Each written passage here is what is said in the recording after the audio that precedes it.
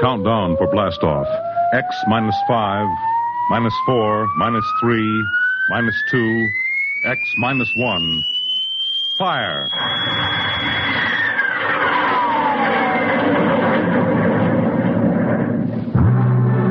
From the far horizons of the unknown come transcribed tales of new dimensions in time and space. These are stories of the future.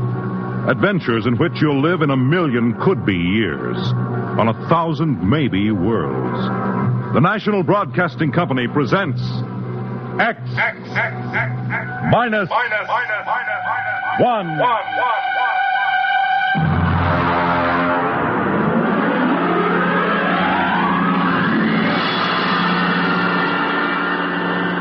Tonight's story, Mars is Heaven.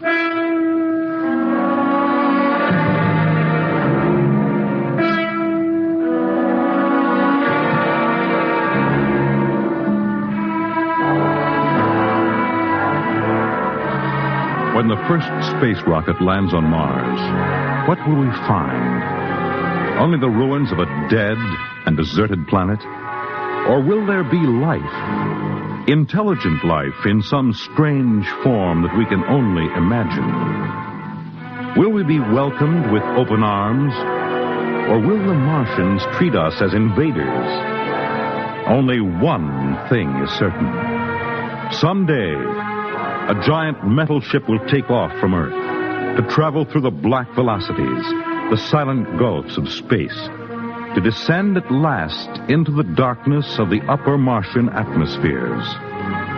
And on that day, man will finally know the answers. The day we first land on Mars.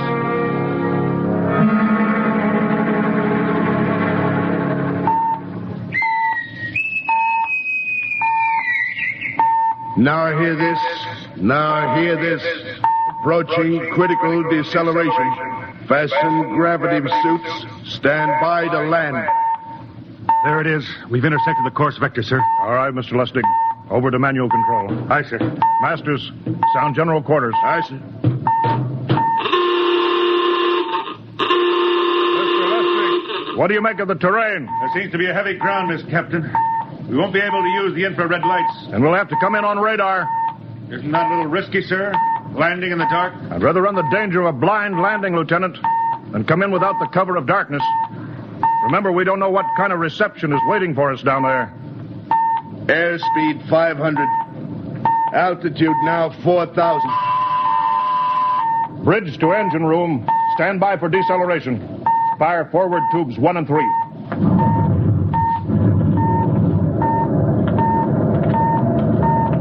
Steady as she goes, Mr. Lustig. As she goes, sir. Airspeed 100. Altitude 1,000. Radar indicates a level stretch dead ahead, sir. Skids down. Skids check. Altitude 500.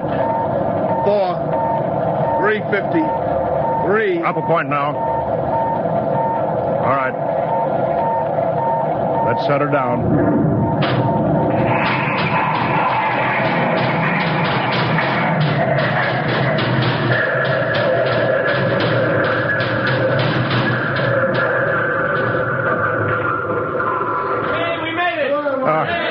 Cut the power. Masters, pipe battle stations. Aye, sir. All secured, sir. Well, gentlemen, we're now on Mars, April 20th, 1987, 4:33 Greenwich time. Enter that in the log, Masters. Aye, sir. Well, gentlemen, it's less than 2 hours till dawn. As soon as it's light, we'll send out a landing party. Masters, get me an all-over hookup. We're all set, Captain.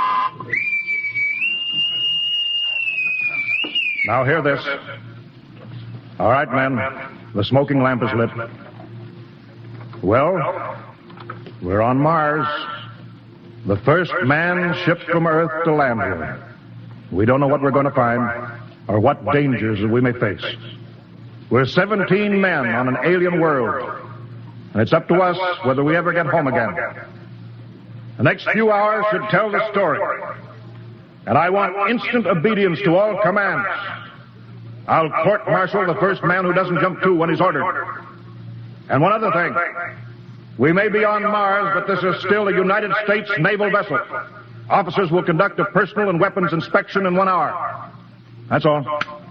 An inspection, Captain? Now?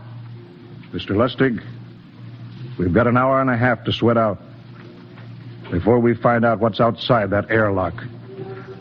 I'd rather have a man worried about his stripes than about what's waiting outside on Mars.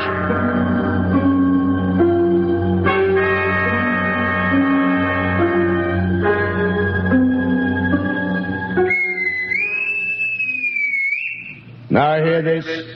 Landing party report to forward airlock. Captain Black, Lieutenant Hingston, Lieutenant Lustig, and Dr. Horst report immediately to forward airlock. It's now landing time -5. Well, they're paging us. You ready, Dr. Horst? Yes, Mr. Lustig. As ready as I will ever be. Come on, let's get in the lock.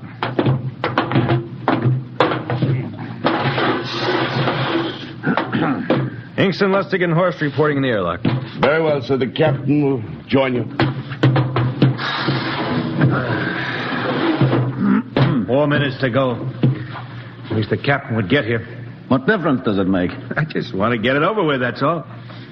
Anybody got a cigarette? Yeah, I think you're smoking too much, Lieutenant Lustig.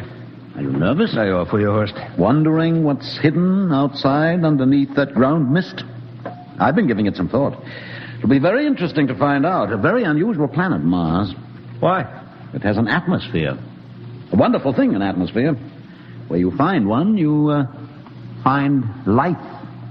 You mean Martians? What do you think they'll look like? Who knows? Intelligent life can take many forms. You mean they may have green skins and eyes on stalks or something? The comic book conception is possible, of course. Or they may have developed far beyond us. Perhaps they have a science that can produce weapons far more dangerous than our atomic missiles. You think we may have to fight our way out? After all, we are invaders. Now hear this. Landing time -2. All right. We heard this. You know what I'd like to find outside that airlock? Good old Illinois. Ever been there, Lustig? Only Chicago. Well, you ought to see my hometown. Green lawns, big white houses. Sounds like my hometown. My grandmother used to have one of those iron deer on the lawn. Every Halloween, we'd paint another color. One time, we painted it black and white like a Holstein cow. Where does your family live, Dr. Horst? I have no family. When I was a child, they were gassed to death in the Dachau concentration camp. Tough. No, it has its advantages. I have no ties on Earth. Nothing to lose now. I imagine I'm the only one on board who is free to enjoy our present peculiar position. All right, Masters, you can button it up now. Aye, sir. Well, gentlemen, check your sidearms. In 1 minute, we'll be the first men to set foot on Mars. Quite an honor, eh? As long as the medals are not rewarded posthumously. Still uneasy, Dr. Horst? Captain Black, I've been uneasy ever since I can remember. On Earth and on Mars. Well, 30 seconds. Give me the intercom phone, Lustig. Yes, sir. Masters? Aye, sir. Battle stations are to be manned until we return. If we're not back in 2 hours, I want no rescue party sent out. Blast off and save the ship, you understand? Aye, sir. All right. 5 seconds. 4, 3, 2, 1. Lustig, open the outer airlock. Aye, sir.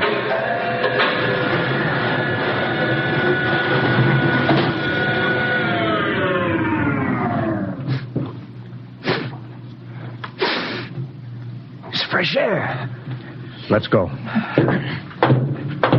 All right, now, take it easy. It's too dark to move fast. Quiet, isn't it? Not even a wind. Can't see anything from this ground mist. We don't know what's out here. All right, come on. What the quiet? Captain, I could swear that sounds like a rooster. I don't hear it anymore. Very homely but unlikely sound. A rooster crowing on Mars? Hingston, Aye, sir. set that machine gun 25 yards to the flank. We'll stay here till the ground mist lifts. Aye, sir. What do you make of the ground, Horst? Grass. plain grass. You can see some large foliage there where the mist's thinned out. What the? Hold your fire, you fool! I hit it, Captain. What? Some kind of wild animal. I hit it. I could see the tracers, but it's still standing. Come on, Horst. Doctor, where are you? Up ahead, admiring the wild animal. Careful, Horst. Wait for us. Don't worry, Captain. It's an iron deer. A lawn ornament. Well, that's impossible. It's hollow. Interesting, isn't it? A whitewashed Victorian iron deer sitting on a lawn in the middle of Mars. I don't understand. Look around. The mist's lifting. Hey, Captain, look there. It's a house, a regular old-fashioned house. But, sir, on Mars. Good Lord. I haven't seen carved scrolls and gingerbread like that in years. Look at that porch swing. The geraniums. There. I told you it was a rooster, Captain. Give me the glasses, Lustig. I want to take a look through that front window. Well, there's an upright piano. Some sheet music on it. Lustig, it's beautiful Ohio. Oh, it can't be, sir. Horst, do you think that civilization of two planets could be identical? I don't know. That specific variety of geraniums is only 50 years old on Earth. Is it logical that they should develop in Mars? How about that porch swing and the piano and beautiful Ohio? Why, it's impossible. Captain Black, this looks like the town I was born in. Well, it looks like my hometown, too. I thought of something, sir. It's the only solution. Maybe we're not the first ship to reach Mars from Earth. Don't be ridiculous, Lustig. Oh, how else can you explain it? Suppose some scientists got together. They invented some spaceship and planted a colony here. That's the only answer. That's impossible, Lustig. Been space travel, it couldn't be secret. Do you have any idea what ships cost, what industrial power is needed? No, there's got to be some logical reason. I think perhaps we might find out, Captain. The light just went on in that house. Kingston, cover that door with the machine gun. Aye, sir. All right, come on, Horst. We're going to ring that doorbell. There's got to be a scientific answer to all this.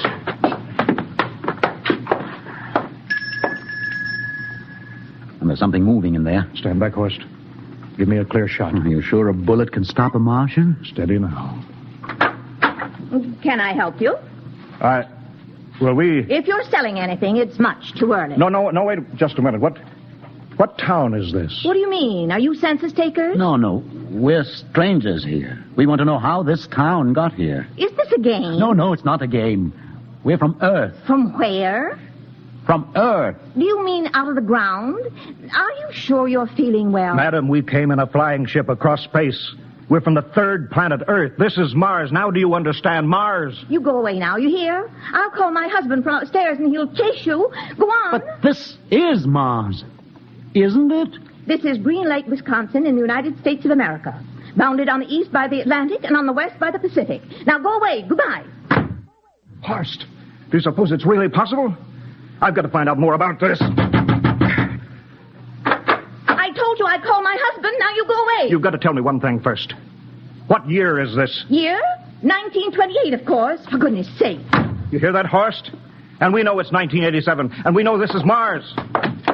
Horst, is it possible that we got fouled up, made some tremendous blunder, circled around, and landed back on Earth? In 1928? Well, maybe some switch in time or dimension. Could we have shifted somehow, gone backward in time? Oh, Horst, this won't hold water. It's not logical. We checked every mile. We went past the moon, out into space. We're on Mars. Lustig out at point. Hingston in the rear. Keep that gun at half load. Aye, sir. Horst, there's got to be some cold, logical solution. Captain. What? That house down the street, the white one with the green shutters. Lustig, what's the matter? I never thought of... Thank God! Lustig, come back here. He's running for that house. That crazy fool, after him, quick. Lustig, stop! Come down off of that porch. Grandpa! Lustig, what the devil do you think you're doing? Albert! Grandma, Grandpa, it is you. Lustig, what is going on here? Albert, it's been so many years. How you've grown, boy. It's so good to see you. Lieutenant Lustig! Oh, Captain, Grandma, I want you to meet my friends. This is Captain Black. Captain, I want you to meet my grandfolks. Howdy. Any friend of Albert's is a friend of ours. How long have you been here, Grandma? Oh, a good many years, ever since we died. Ever since you what? Oh, yes, sir. They've been dead 30 years. What? Oh, now, don't you trouble yourself. It's all right. We're alive again, that's all. Do you mean to tell me that Mars is heaven? Oh, nonsense, no. All we know is here we're alive again. And who are we to question God's infinite ways? Well, Lustig, we're going back to the ship.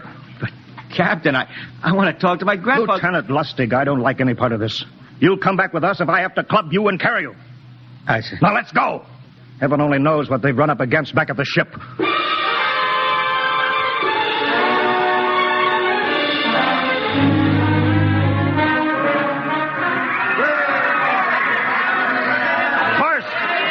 Crowd around the ship. Looks like we're being welcomed with a celebration, Captain. Celebration? We've abandoned ship. Every port is open. No guard set. You masters! Hiya, Captain. Meet my old dad. Dad, that's Captain Black. He's not a bad guy for an officer. Higston! What's it? Bring that band back. Use force if you have to. Excuse me, sir. There's my Uncle George. Higston! I'll be right back, Captain. Uncle George. What the devil is going on here? Understand, sir. They've all found friends and relatives. They're all here. Right, Captain. I found it. The whole crew's out in the crowd. But I gave orders. Cabinet orders. You don't understand, Captain. I understand mutiny. I don't care how many relatives show up. I'll have discipline. Johnny! Johnny, you old son of a gun! It's you, Edward. Yes. It can't be. Oh, of course it is. Johnny, Ed. you old... Ed, Dr. Horst, this is my brother, Edward. How do you do? Hello, sir. It's wonderful to see you, Edward. Look, I've got to get back to my ship. Oh, Johnny, wait. I almost forgot. Mom's waiting at home. Mom? Yeah, and Dad, too. Mom and Dad are alive? Then you're real, Ed. Well, of course. Don't I feel real? How's that, huh? Why, Ed! We've got lunch for you, Johnny.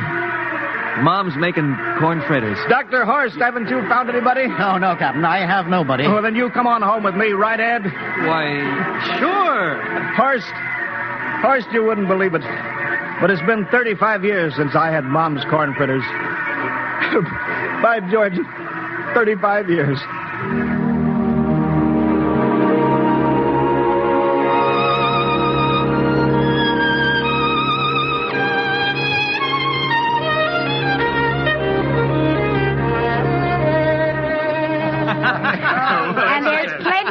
Kitchen, so don't hold back, Johnny. You too, Dr. Horst. Well, Johnny, you're still in the Navy, eh? That's right, Dad. I'm in command of the ship. We're an old Navy family, Dr. Horst. All three of our boys in the service. Yeah, Ed was the best pilot in the Pacific, too. What did happen, Ed?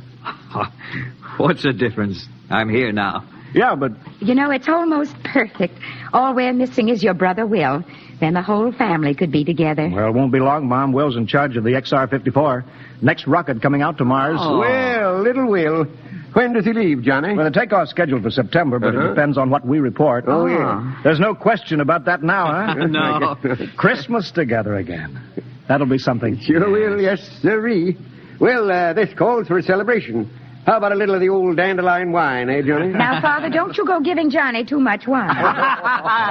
He's a big boy now, Mother. Well, sir, isn't everything just fine? Just fine.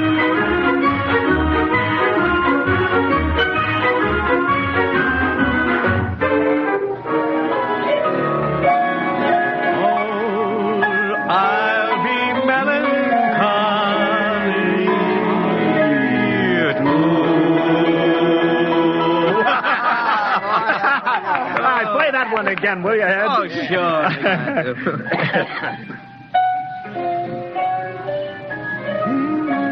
Well, Dr. Horst, what are you doing sitting over here alone? What do you think of my little family? Very nice. You know, I can't understand why you didn't find any folks here, Dr. Horst. It's just a shame everybody else is so happy. Well, I never remembered my family, Mrs. Black. All I know is they were gassed at Dachau during the Second World War. When I was liberated, I was in delirium 3 months. I cannot remember anything before then. A psychiatric phenomena. Well, that's terrible.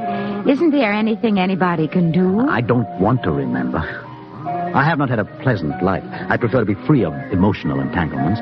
They interfere with a scientific approach. Oh, I'm sorry, Dr. Horst.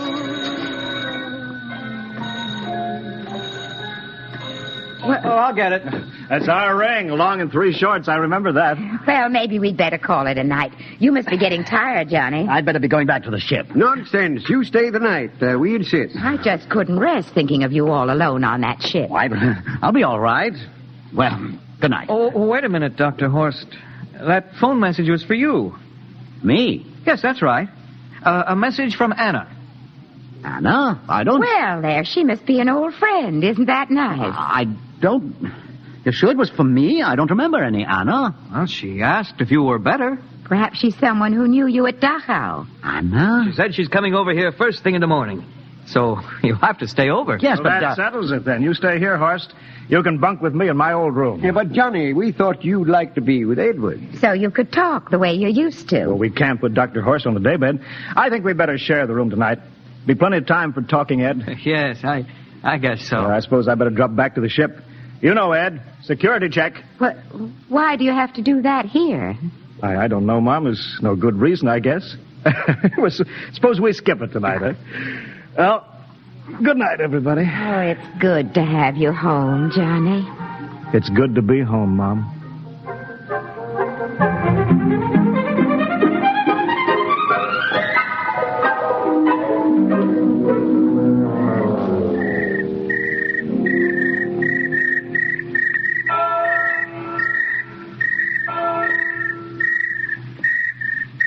Captain Black. You asleep? No, I've been thinking about what we were expecting. Green-skinned Martians. All the time there was only Mom and Dad and Edward waiting. That's funny what tricks your imagination can play on you. Well, I guess Mars is heaven, Horst. You know, I've been thinking about Martians, too. Captain, just suppose there were Martians, and they saw us land, and suppose they thought of us as invaders. What would be the best weapon they could use against our atom bombs, huh? I don't see what you're getting at. They would want to disarm us first, huh? To wipe out all suspicion, to make us feel at home. Captain, suppose this house isn't real. Suppose the people are just images, stolen from our own memories by Martians, created for us by telepathy, hypnotism. Oh, that's the craziest theory I ever heard. Maybe that's why there was no one for me, because in all my life there is no happy memory, no real loved person, not even my mother. I don't remember her, only the piles of rotting corpses at Dachau. There was no happy emotion for these people to recreate. How about that phone call? Anna? Yes, Anna.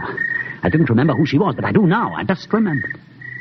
When I was freed from Dachau, sick, delirious, I raved about a wonderful, kind nurse named Anna that took care of me. Well, there you are. It's logical. She's coming to see you tomorrow. But there was no Anna. I'd been nursed by a man. What? Anna was only a dream. And there's only one way they could have learned about her, by reading my subconscious mind. That's impossible, Horst. Why? The whole crew was thinking of home. Suppose the Martians read our minds. Yes, but if there are Martians... If there are, they have us separated. Each man in a different house, sleeping, trusting. No one at the guns. I left my pistol downstairs. Do you think there's something to this, Horst? It's a perfect trap, Captain. Who would suspect his own mother, his grandparents? How easy. Just a knife in the heart of each sleeping man. That's impossible, Horst. But we've got to get back to the ship. Listen. The crickets have stopped. Come on. We don't know when they change back to whatever they really are. All right, careful.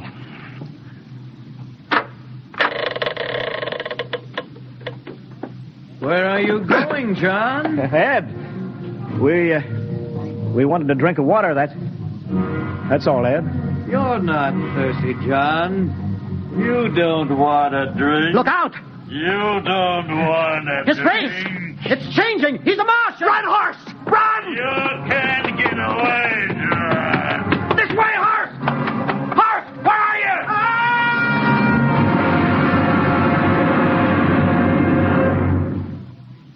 Hello! Can you hear me, Earth? This is Captain John Black, the XR-53 calling from Mars. I've locked myself in the ship, but they've crippled it. I can't take off or fire the guns, and they're coming for me now, the Martians. I'm all alone here. All the rest are dead. Hinkston, Lustig, Dr. Horst. Poor Horst, he didn't even reach the door. Listen! They're trying to break through the hull. Edward and Mom and Dad and all the folks. But they're changing now. They're melting and changing back into... They're Martians. Can you understand? Martians, not men. They make us think that Mars was heaven and we fell into the trap. Can you hear me, Earth? You've got to stop the next rocket. Listen, tell my brother Will. Tell my brother not to come. They'll trap him, too. They'll kill them all. Hello? Hello? Can you hear me, Earth? This is John Black on Mars. Hello, Earth. This is John Black on Mars. Hello, Earth. Hello, Earth.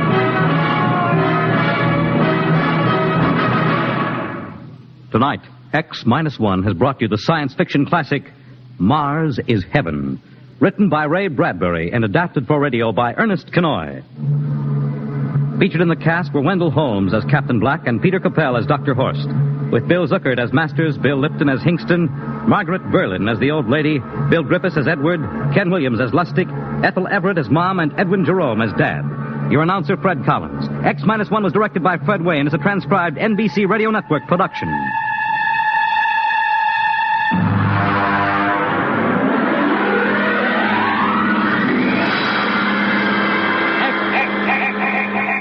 X-1.